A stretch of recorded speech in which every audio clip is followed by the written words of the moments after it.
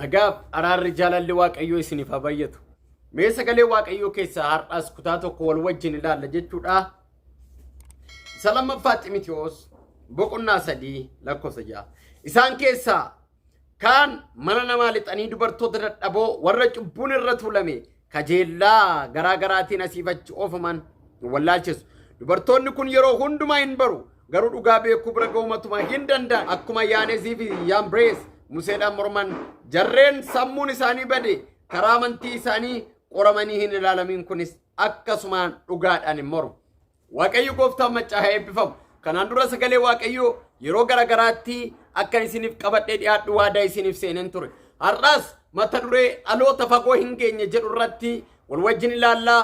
Gooftaani jalqabatti Addaam gaafa dogoggore hawwaan duukaa gaafa dogoggoran isaan barbaacha ba'e ture. Waaqayyo Addaamiif hawwaan gaafa barbaacha ba'e Addaam eessa jirtaa jedhaaniini. Addaamiin maqaa Addaam kan moggaase Waaqayyodha. Waaqayyo gooftaan akka Addaam dogoggore ni beeka. Akka Addaam karaarraa badee ni beeka.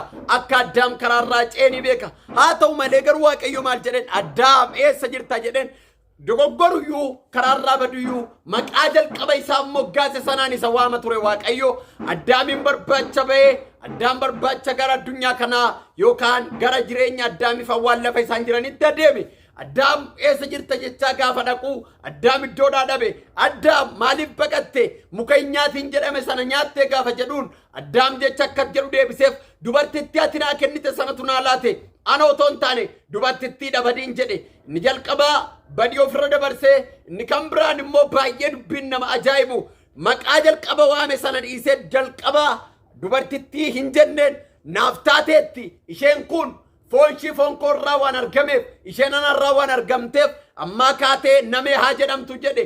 Addaam akka jedhee maqaa isheedhaa baasee namee jedheen gaafa dubbiin dogoggora ta'u yookaan dogoggora ta'u hojjechuu isaanii gaafa baranii kaasee garuu dubartittiidha jedheen maqaa cabsaan waamuu jalqabe. Arraba ganamaa arraba duraa jijjiirratee isa jalqaba taateetti reefuu taate jedhu jecha tuffii dubartittii jedhu fayyadamuu jalqabe Addaam. Waaqayyo garuu Addaam dogoggoruyyuu Addaam karaarraa kaatuyyuu maqaa jalqaba ittiin isa waamamuu jalqabe sana hin jijjiirre. Addaam eessa jirta jedhee maqaa jalqabaatiin jireenya dogoggoraa yoo inni qabaateyyuu isa waamuu hin dhiifne. Addaam garuu irra ce'ee dubartittiit akkas godhe jedhee cubbuu isaa amanuurraa yakka ofii raawwate amanuurraa itti dabalee immoo maqaa cabsaaf jecha cabsaatiin haadha manaasaa waamutti taa'e. Inni lammaffaan Waaqayyo gooftaan maccaammas sanyii namaa barbaadutti taa'e. Wantoota hedduutu tureera bara kakuu moofaa keessa Waaqayyo dhala namaa barbaade jireenyaan ga'uudhaaf. Haa ta'u malee dhalli namaa dogoggora itti fufaa waan hojjeteef Waaqayyo dhala namaa barbaacha ilmoo isaa Yesuus Kiristoosiin gara biyya lafaatti erge. Waaqayyo ilma isaa otoo hin mararsiifatiin gara addunyaatti erguunsaa amma sanyii namaa barbaaduudha. Inni jalqabaa gaafa Addaamiin barbaacha dhaqe Waaqayyo gogaa fuudhee itti uwwisee lafa inni jirutti sanniisu qullaasaa isanniisu jedhee qullaa Addaamiin ilaalee hin dabarre Waaqayyo gogaa itti uwwisee gogaadhaan qullaasaa shaffaneef. Dhufaatii isaa isa lammaffaa irratti garuu gaafa sanyiin namaa barbaacha dhufe gooftaan Yesuus ofii isaa qalee gogaa isa dugda duuba otoo hin taane gogaa bineensaa gogaa bineeldaa otoo hin taane hafuura isaa isa qulqullaa'aa ayyaana isaa isa qulqullaa'aa sanyii namaa hundumaatti uwwise. Amma sanyiin namaa hundumti kan ayyaana Waaqayyo barbaaddatu kamuu qullaasaa kan ittiin dhofkatu ayyaana Waaqayyo ni qaba. Waaqayyo kan ittiin qullaa keenya dhofkannu dhiiga isaa dhangalaasee nutti uwwiseera. Addaam isa jalqabaatti wanti ta'e ajjeefame yoo uwwifame iyyuu jireenya isaa guutuutti qullaasaa dhoskee fi iddoodhaan ga'u jireenyaan ga'u hin dandeenye.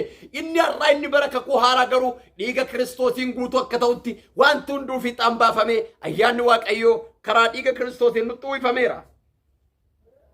Haa ta'u garuu dhaloonni baay'een ayyaana Waaqayyoo da'eeffatanii kana cabarbaran kan balleessan saba Waaqayyoo kan gufachiisan karaa beekna dhugaa beekna nuu galeera kan jedhan dhaloota baay'ee kan burjaajessan addunyaa kanatti gadi ba'aniiru.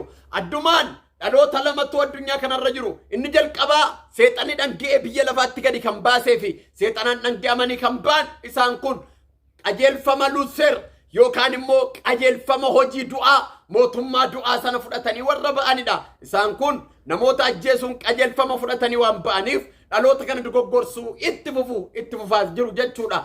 Inni lammaffaan garuu dhaloota otoo hin beekin waaqayyumaan dibamanii ka'anii kaan isaanii hubannaa dhabuudhaan kaan isaanii immoo karaa gaanii faayidaawwan garagaraa giddu galeeffachuudhaan haalota addunyaa kanarra jiran ilaaluudhaan warra garagalfamanidha. Addunyaa kanarraa isaan kana lamaantu jira jechuudha.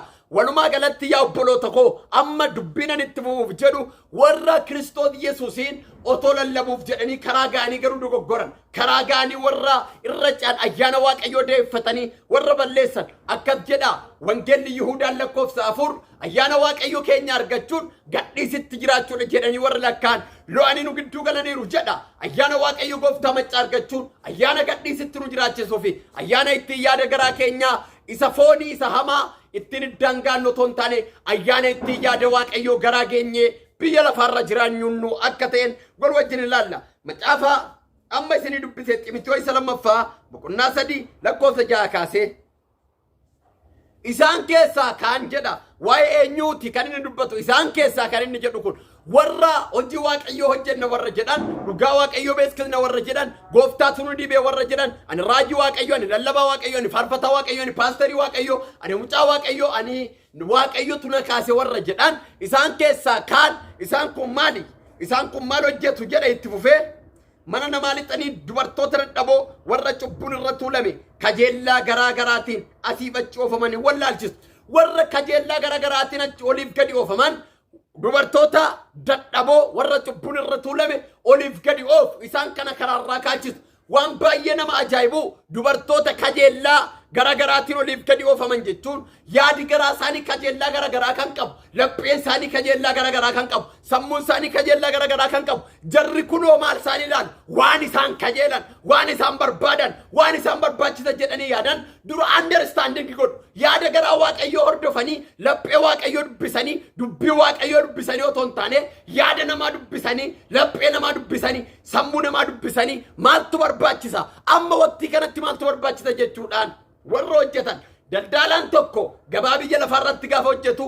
yeroo itti kiramtiin dhufutti uffatoota kiramtiif ta'an akka dhiyeessu yeroo birraan dhufutti uffatoota birraaf ta'an yookaan qorraa fi ho'a kan damdamachiisan wanneen akkasii ilaalanii akkuma dhiyeessan haala ilaalanii faara namaa yookaan immoo fiizikaala namaa ilaalanii warra haala ilaalanii namaaf dhiyeessan tajaajila akkatti namaaf kan dhiyeessan isaan kun yaada namaa ilaalanii dubartoota dadhaboo kana karaarraa kaachisu jedha.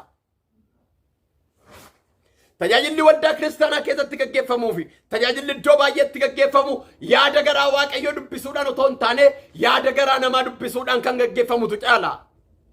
Raajonni hedduu yaada garaa namaa dubbisanii kan raajan baay'ee jiru. Biyya lafaa kanarraa biyya lafaa dhiisa waldoota kiristaanaa baay'ee keessa yaada garaa namaa dubbisanii kan dubbachaa jiran baay'eedha. Wanti baay'ee nama ajaa'ibu garuu sabni yaadni garaasaa akka itti raajamu barbaada malee yaada waaqayyoo hin barbaadu.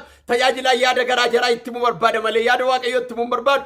Tajaajilaaf tajaajilamaa daakuuf daaraa ta'ee garaa bidda bara baraa deemaa jiru argina. Wal qabatanii kan du'an wal qabatanii garaa biddaa deemaa kan jiran dubbiin kun bilcheessee nutti hima. Warra yaada garaa isaaniitiin olii gadi oofaman warra waan addunyaa kana barbaadan warra waan biyya lafaa barbaadan warra waan nyaatan barbaadan warra waan dhugan barbaadan warra wantoota garaa garaa wantoota biyya lafaarra jiran barbaadan kana isaan kana haala isaanii ilaalanii kana si ta'a kana si dhufa kan argatta jechuudhaan namoota baay'ee dogoggorsu. Amma waan tokkoon isinitti himu yoo hojjette taanaan sooromuun akka hin namni atiyyuu beek hin hojjettu taanaan matuma akka hin sooromne beeki. Eeyyee waaqa attuu hin qabnu waaqa nama hojjechiisu malee waaqa nama dadhabsiisu hin qabnu waaqa nama jabeessu malee hin dogoggoriin. Isaan kun eenyuun dogoggorsu eenyuun olii gadi oofu dubartoota dadhaboo. Macaafni qulqulluu dubartoota eenyutti fakkeessaa yeroo baay'ee dubbiin waaqayyoo dubartoota waldaa kiristaanaatti fakkeessee lafa kaa'a. Macaafa wedduu yoo fudhattan iddoowwan garagaraatti kutaawwan baay'ee dubartoonnii fi waldaan kiristaanaa fakkeenya tokko abbaan manaa Kiristoos yoo ta'u haadha manaa yookaan dubartii jechuun waldaa kiristaanaan. Waldaan kiristaanaa baay'ee oliif gadi oofamaa jirti oliif gadi hunkuramaa jirti. Waldaa kiristaanaa hunkuramtu waldaa kiristaanaa hatamtu eenyuun olii gadi oofamti. Waldaan kiristaanaa yoo jettan namoota akka kanaan oliif gadi oofamti jechuudha. Asii fi achi warra oofaman dubartoonni kun yeroo hundumaa hin baru garuu dhugaa beekuu bira ga'uumatuma hin danda'an lakkoofsa 7 irratti yeroo hundumaa baru barataan baratee waan baratee hin beekne barachuusaaf ragaa maalii of harkaa qaba barataan baratee waan baratee of keessaa baasee hin mul'ifne barachuusaaf mallattoo maaliitu irra jira yeroo hunda baratu bara hunda baratu namoonni baay'een an waggaa 10 erga namani waggaa 20 erga namani erga raajuu jalqabee irra waggaa 35 waggaa 40 umurii kan guutuudha waa'ee kiristaanummaa natti mun hin barbaachisu namoota baay'een tani himuu nan danda'a jedhu yoo dhugaa sabira dhaqxan garuu yoollee irra barraa qabaatan malee qalbii keessaan qaban laphee keessaan qaban lapheen isaanii maseeneera lapheen kee maseeneera yoo ta'e waggaa dheeraan bari jetteef waan ati baratte sun si keessan jiru erga ta'e maaliin beekama yaa saba oliif gadi oofamtu yaa dhaloota olii gadi oofamtu waan beektu sammuu keessaan qabne Kiristoos Yesuusin dhugaattiin liqimsine guyyaa itti aduun sitti dhi'uuf jiru waan jiruuf har'a dafii maladhu wanti baay'ee nama ajaa'ibu har'ammoo keessa darbaasaa barumsiyyuu jibbameera namni baay'ee harka qaallutti waan guddateef akka qaallu akka itti hoodamu barbaada malee barumsi dhugaa macaafa qulqulluura dhaabbatee gadi seename akka itti kennamu akka itti laatamu barbaadu yaadi garaa isaanii isaan gurgureera lapheen isaanii isaan gurgureera ejee dhugaa beekuu bira ga'uu hin danda'an namoonni akkasii lakkoofsa 9 irratti garuu jedha akkuma gowwummaan jarreen sana lamaanii irratti beekame kan isaan kaanis nama hundumaa biratti beekamuuf waan jiru fagoo hin gaan daangaa hin darban hin caal hin guddatan ulfinatti hin baan fagoo hin gaan waldaan akkasii tajaajilaan akkasii tajaajilamaan akkasii ejee fagoo hin gaan dhaloota iddoo hin geenye dhaloota ammanumaatti hin deemne dhaloota eebba sabaa hin taane dhaloota eebba biyyaa hin taane dhaloota ba'aa biyyaa ta'an dhaloota ba'aa sabaa ta'an ta'uu waan ta'eef fagoo hin gaan inni tokko mootummaa waaqayyootti galuu hin dandeessu fagoo hin geessu wal sobuu dandeessa har'aaf eeyyee waliin jechuu dandeessa sirriidha waliin jechuu dandeessa walitti wakamuu dandeessa walitti wacuu dandeessa baay'ee sirbuu dandeessa garuu fagoo hin geessu riilii fagoo hin geessu mootummaa waaqatti galuu hin dandeessu biyyuma lafaarratti immoo sitti dhiyaa fagoo hin geessu sobni kee sirratti barama aja barbaruun kee sirratti barama fakkeessuun kee sirratti barama Yaaneziif Zaamrees Museedhaan mormus fagoo hin geenye yeroodhaaf hafuura isaaniitiin ittiin mormaniiru yeroodhaaf fakkeessaniiru yeroodhaaf waan fakkaatu godhaniiru haa ta'u garuu dhugaan immoo wangeelli immoo waan tokkoon isinitti hima ijoollee haqaa sabni haqaa dhalataa haqaa har'a dubbii haqaa baattanii moggaatti dhiibamtanii kan jirtan dafqa xuruurfachaa moggaa biyyaarraa kan rakkattan wanti sagal magaalaatti achi ol galtee garaa guuttattee otoo adeemtu dhugaa baattanii miidhamaa kan jirtan dhugaa baattanii dafqaa kan jirtan mishirii biyyoota garagaraatti kan hojjettan dafqi keessan bu'aa kan jiru dhiiga keessan kennaa kan jirtan hin sodaatinaa jabaadhaa dhugaan keessan hin ba'a kan isaanii fagoo hin gaan ati garuu fagoo hin geessa kan mortuu ganama tola galgala bade kan ijoollee waaqayyoo ganama badus galgala tola eeyyee kan kee mortuu miti kan kee hojii moraa miti hojii dhugaa waan ta'eef galgalli kee bareedaa ta'a fannoo dhugaa baattanii deemaa kan jirtan qajeelummaatti jechitanii kan jirtan jabaadhaa ijoollee waaqayyoo raajonni garaa qulqulluu raajaa jirtan raajonni waaqa harkaa fuutanii waaqa harkaa dubbachaa jirtan raajonni waaqa irraa bartanii barsiisaa jirtan kan fuula namaa hin ilaalle kan uffata namaa hin ilaalle kan qabeenya namaa hin ilaalle haalarra kan hin dhaabbamne Kiristoos irra kan dhaabbamtan garuu jireenyi keessan miidhamaa kan jiru magaalaarraa baadiyyaarraa fagoorraa dhiyoorraa biyya keessa biyya alaarraa beelaan waxalamaa kan jirtan maqaa gaarii kan hin qabne gurmuun sobdootaa baay'atee maqaa keessan kan hadheesse maqaan keessan kan nyaatame haqi keessan kan awwaalame hin sodaatiin siif lafti hin bari'a eeyyee siif hin bari'a waaqayyo abbaan dhugaa ni dhufa waaqayyo abbaan haqaa ni dhufa haleluuyaa waaqaati irraa dubbisaa jirtu waaqaati harkaa fuudhaa jirtutu siif dhaabbata siif dubbata siif of laata waaqayyo haleluuyaa